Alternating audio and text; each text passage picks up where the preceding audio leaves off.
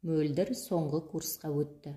Анасы Кербез қызының үй күшік болып сабақтан келе компьютерге байланып қалатынын ұнатпайтын. 2-3 жыл бұрын бір жалғызбасты елдің баласына күйеуге тием деп әкесін әбігерге салғаны есінде. Оның шешесі келіп, осы әңгімені Мөлдірдің папасына айтыңызшы, балалардың махаббатына менің тұрлауы жоқ тағдырым кедергі болмасыншы.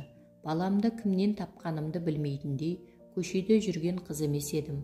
Ақылым толып, оң солымды танып-ақ туғанмын. Әкесі де тәп-тәуір қызмет жасаған азамат еді. Сіздерге ешбір қаны араласпайды, тіпті жүзі де келмейді. Еліне ұшса құс қанаты талатын, ат тұяғы жетпейтін ақ жайықтың жағасынан. Осыны жеткізіңізші, батасын берсін. Сіздерден хабар болысымен елші жіберейік, деп ағыл-тегіл жылап, адасқанның алды жөн, арты соқпақ деп сырын айтып кеткен. Жігіттің анасының аманаты мойныма жүк болмасын деп күйеуі жеткенге жеткізген. Әңгімені соңына дейін тыңдаған жары, Кербез, бұл әңгіме осымен тоқтасын. Қыз әлі жас, ең болмаса оқуын аяқтасын, деген болатын. Әулеттерінде еркектің сөзіне қарсы келу, шешімін талқылау деген болмайтын. Сондықтан қызының сезімін түсініп, жігітті қанша аяса да күйеуінен аса алмай, Мөлдіртай, жігітіңе айтарсың, әкең әзірге келісім бермей отыр, сен оқуыңды бітірсін деді, деп жұқалап жеткізген. Бейшара қызы не десін, күні бойы бөлмесін жауып алып жылап, тамақ ішпей аштық жариялады бар болғаны. Ертесіне көзі бұлаудай болып сабағына кетті. Содан бері томаға тұйық. Нұржан Мөлдірдің диплом алатын салтанатына арнайы келді. Мақсаты тағы да әкесінің алдынан өтіп, құда түскенге елші жіберу болатын. 6 жыл оқып қызыл дипломға бітіріп шыққан қыздың қуанышында шегі жоқ. Үйге келіп еңбегінің нәтижесін, қызыл қатырмалы дипломын алдымен әкесіне көрсетті. Міне, бұл мақтанарлық іс. Енді шешең екеумізден көрімдік мынау, деп арасына конвертке салынған сыйлығын берді де маңдайынан сүйді. Анасы бетінен сүйіп, көкелерің саған кішкентай темір тұлпар әзірлеп жатыр, деп қуантты. Нұржанмен екеуі осы жолы бір тоқтамға келеміз, әке алдынан бірге өтеміз деп келіскен. Соны қалай айтарын білмей, басы дал болды. Апасына айтқанымен бәрібір ол әкесіне жеткізе алмайды. Бір батырлық керек екенін сезініп, әрі сонша жыл жер түбінен жолына қарап жүрген Нұржанға деген аяушылығы жеңіп, әке, менен бір өтініш бар, деді.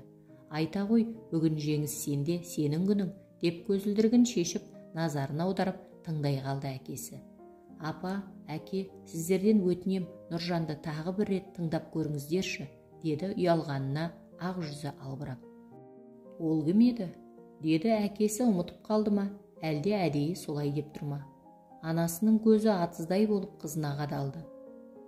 Баяғы жігіт қой алдыңызға келген. Мен оқуымды бітірдім, ол әлі күтіп жүр, деді даусы ішкі жан дүниесіндей дірілдей шығып. Ана балама? Не ол әлі жүрме соңында? Мен оған айтып едім ғой, тегі белгісізге бөктертіп жіберер балам жоқ екенін, дегенде әке үні зілді шықты. Орнынан тұрып кетпек болып көтеріліп барып неге екенін қайта отырды. Әке, оның анасы келіп апама барлық жағдайын айтып кеткен, сізге жеткізбеді ме? Балапан, кеткен қателік ауызбен айтып іштен шығарғаннан түзелмейді, сондайды жібермеу әр адамның парызы, деп кемпіріне назар аударды. Осыған сенгі нәлсің дегендей, артынша даусын сәл жібітіп, ол бала өзі қайда, не істеп жүр, деді қызына қарап. Қызын аяды ма, сөзге енді шешесі араласты. Сол жылы оқуын бітірген соң Семейге жолдамамен жіберіпті. Сонда пәтер беріп, шешесін қолына алыпты, деп. Не оқып еді? Хирург екен, 3 жыл жұмыс істеп жақында қалалық ауруханаға бас дәрігерлікке тағайындалыпты. Сен мұның бәрін қайдан біліп алғансың? Деп бәйбішесіне жақтырмай, алая қарады да, суы жақтан екен да, деп өзімен өзі сөйлегендей болып, кабинетіне тартты. Бұл үйдің тәртібінде ол бөлмеге орынсыз ешкім бармайтын. Қыз бен анасы тым-тырс отырып қалды орындарында. Мөлдір әкесінің жөнді сөйлеспегені, Нұржанды қаламағаны екенін түсінді де, анасын айналдыра бастады. Апа, әкесінің тастап кеткеніне Нұржанның не жазығы бар? Дәстүр дала заңы деп сонша тергейтіндей, ол 19 ғасыр емес, 21 ғасыр ғой. Мөлдіртай, Ата-баба салты қай ғасыр дегенге қарамайды. Ғасырлар бойы қазақ ұлтының сапасын жақсарту үшін сақталып, ұрпақтан ұрпаққа ұласып келе жатқан ғұрып, соны сақтау әрбіріміздің парызымыз балам. Оны біреу біліп, біреу білмейді. Сұрағанға әкесі жоқ, ажырасып кеткен дей салмайсыздар ма? Деді қызы жұлынып. Адамнан жасырдық дейік, Алладан қалай жасырамыз? Артының қандай боларын кім білген? Қан араласып, туыстарын алып жатқан мына көрші ұлттарды көріп жүрміз. Өзің доғдырсың, ол да доғдыр, деп анасы да қояр емес. Апа, біз туыс емеспіз, ол кіші жүз, мен ұлы жүз, бітті қашып кетем, деп қыз жер тепсінді. Перзентінің мұндай мінезін көрмеген кербез шошып кетті. Мына қар қашып кетіп, әкесі мені өлтірер деп ойлады ішінен. Байқағаны қызы жай сөзге көнер емес. Мөлдір, үлкен жеңгеңе айтып көр, ағаларың әкеңді көндірсін. Содан басқа жер бетінде жігіт құрып қалса, деп бұл да сілкініп ас үйге кіріп кетті. Мөлдір бұл жолы жыламады. Жылап көрген, аштық жариялап та көрген, ешкім тыңдамаған. Енді қалғаны тек қашып кету деп ойлады. 3 жылдан асты, 1000 шақырым жерде сағынышын үмітке орап, жанын шүберекке түйгендей болып жүрген Нұржанды ойласа, ұйқысы шайдай ашылады. Кешіктірмей кіші жеңгесіне бармаққа бел буды.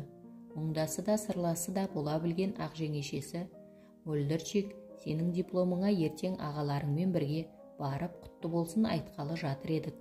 Өзің келіп қалыпсың, төрлет деп қуанып, жарқылдай қарсы алды.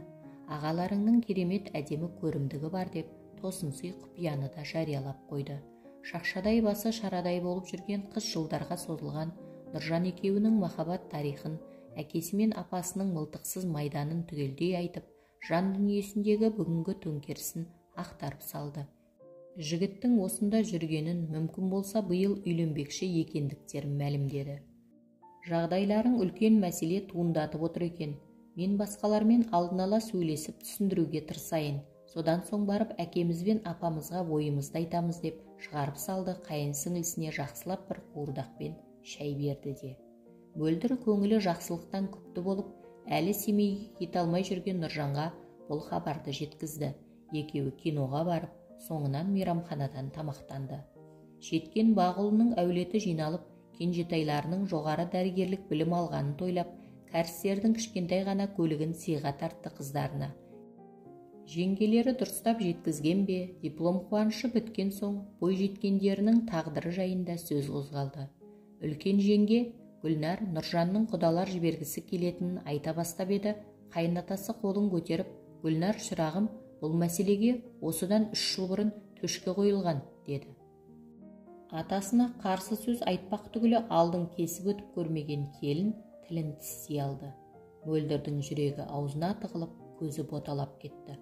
Соны байқап қалған үлкен ағасы, ол жігіт келсін, танысайық та әке, деді қызығушылық танытқандай болып. Мен көргем, балада мін жоқ. Бірақ шыққан тегі бұлдыр. Мен соның бәрін біле тұра, ғасырлар бойы бабамнан келе жатқан қағиданы, салт дәстүрді бұза алмаймын. Әке, біз Мөлдірдің талғамын қолдауымыз керек қой. Ол жігітпен өмір бойы қарындасымыз тұрады, біз тұрмаймыз ғой, деді ортаншы ұл. Әкем айтса бекер айтпайтынын білесіңдер. Тегі дұрыс болу керек. Ертең елге кімді көрсетеміз?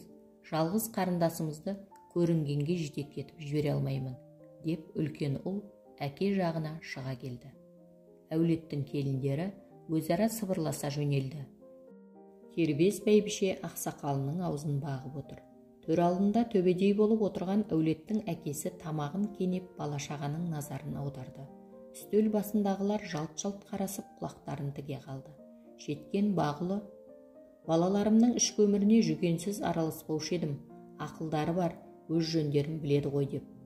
Бұл жолы ата-баба жолынан ауытқып бара жатқан соң Мөлдірге шек қойып отырмын, шырақтарым, деді даусына зіл араластырып. Мына сөз қамшы болып тиген Мөлдір орнынан атып тұрып, бөлмесіне жүгірді. Жап-жақсы басталған диплом тойының берекесі кетті. Келіндер де атасынан кешірім сұрай сала бір-бір ыдыс ұстап асханаға беттеп еді, әкенің отырыңдар деген айбарлы әмірі естілді. Үшеуі де қайтадан орындарына отыра-отыра қалысты. Аз кем тыныштықта көрші бөлмеде қыз баланың жылаған даусы естіліп қалды. Оны елемегендей болып әулет басшысы жағдайды ұқтырайын деп қайта сөз бастады.